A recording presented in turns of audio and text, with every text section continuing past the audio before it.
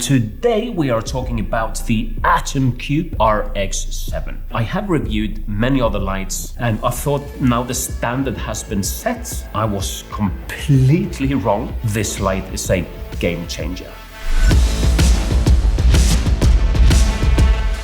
Let's just start off with one of the most obvious reasons to get yourself the RX7, which is the brightness. It comes out at 2100 lux, which is extremely powerful compared to other pocket RGBs on the market.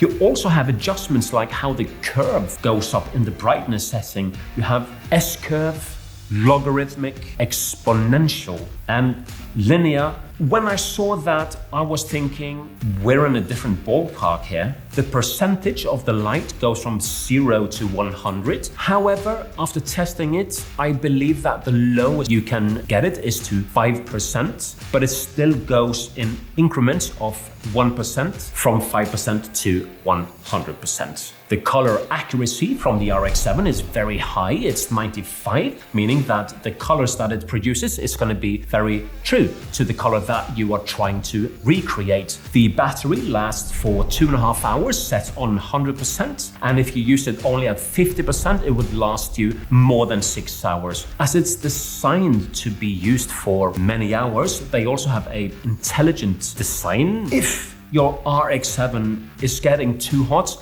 automatically it's going to start dimming down the intensity a bit, meaning that you can actually plug it in with a cord using the included USB cable so that you can use it for a long time. It's not going to overheat. When I connected the light to the Cubersync app, I knew that something has happened here. You have the HSI mode, which is a little bit weird to be honest, because HSI stands for hue, saturation and intensity. In the RX7, it means the saturation is set at 100 and the intensity you can control, obviously. What you cannot control is the level of saturation. But it's a quick way to go through the wheel and you're going to get that color at full saturation immediately. Now the next setting is the hue and saturation, which is more like a normal HSI, where you can, in addition to the color being set at 100%, you can lower it down to whatever you want to.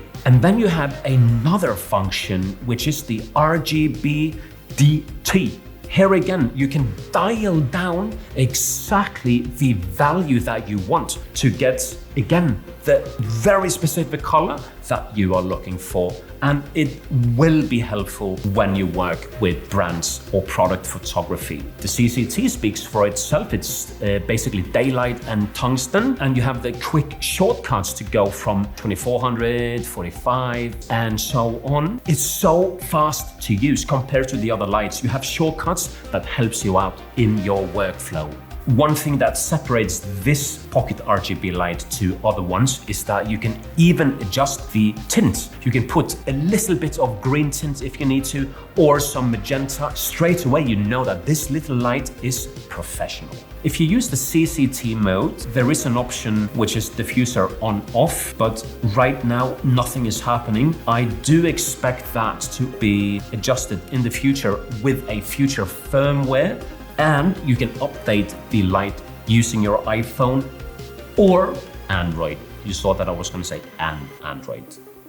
Or one thing that I'm very happy that they included is the color picker. Very similar to the Aperture MC. You just point your phone to whatever you have and the RX7 will get that color immediately. And you can also, if you need to, adjust that by changing the hue, saturation, intensity, and so on. There are some options which are not available yet. They will be available in April 2021. You will also have access to IE 1931, again, a professional feature. You have gel options, tons of different gels that you can put if you need to match the RX7 in your existing setup. And one of the coolest things that they're going to do in an update is the custom effects, meaning that you can program the RX7 using only the lights that you want. On top of that, you have the obvious scene modes, which is like a cop car, candle, fire, party. We're probably not going to use them too much, but at least it's there. You can also choose the speed of the effect, so it's adjustable there as well. Now, if you are in a situation that you need to connect many lights of the Atomcube RX7, you can connect the lights into a mesh network consisting of 65,535 to be exact. I think there's a plus sign, but that should be enough. When you buy the light, what's included, apart from the light, obviously, is a pouch, which is quite big. You have a cold shoe where you can mount it on the camera.